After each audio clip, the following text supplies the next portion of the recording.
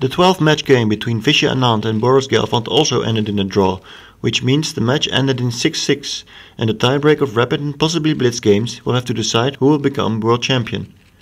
Anand started off with some original and quite aggressive moves and eventually ended up with an extra pawn in an ending. Gelfand's bishop pair provided good compensation, but according to commentator and former world champion Vladimir Kramnik, White certainly had a slight advantage. However, Anand didn't feel he had very much and offered a draw on move 22. I think Boris reacted well. He thought for a long time, and I think especially c4 shows that he was very alert. Black should play this as quickly as possible so as to get his bishops out. But the problem is, after I win the pawn, Black is always going to have a lot of compensation because of his bishops and the open files on the queen side. So it will be very difficult for me to advance my pawn majority. And so the match is over, ending at an equal score. Anand was asked which game he felt was the most interesting. It's difficult to say. I would say that the match itself has been very tough and very intense. Also, there's always a lot of background theoretical work which is invisible. And but I would say almost all the games have been hard fought, and we only drew when, well, at least when it's obvious to us that the game was going nowhere. It's been a very hard struggle. I can't pick out games yet. Here's how commentator and top GM Peter Svidler looks back at the 12 classical games. We had some technical problems with the sound and therefore we added subtitles.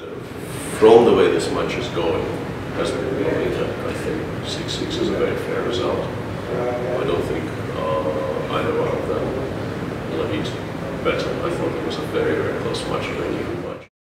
Then, about the tiebreak, of course the players were asked to assess their chances. I think I'm here to play chess, yeah. It's up to others to assess chances, yeah. I have another agenda here. Yeah, I mean, basically, I have to try and play my best chess, and that's all I can do. But Boris is a very good player, and generally speaking, I think he came in a very good mental state. I think he's shown a lot of fight, a lot of commitment to the course game, and it once again will be very, very close, I think. And now the players have to be ready to start the tiebreak on Wednesday at noon. Many comparisons with football have been made already in Moscow, and this time we asked such a question as well. A small comparison to football. Some trainers say you cannot train for penalties, and some trainers say you can actually train for penalties.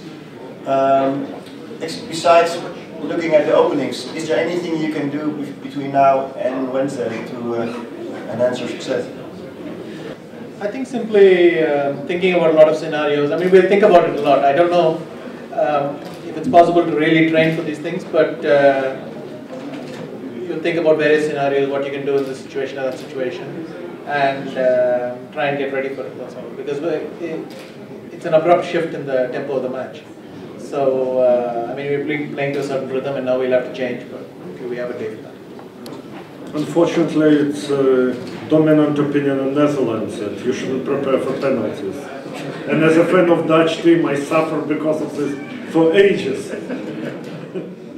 Together with you, Peter.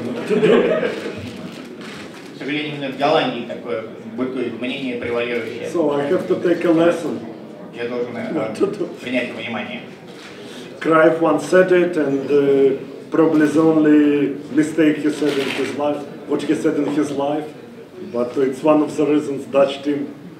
Okay, maybe they beat Sweden, yeah? A couple of years ago in Euro, yeah? Yeah, they beat Sweden.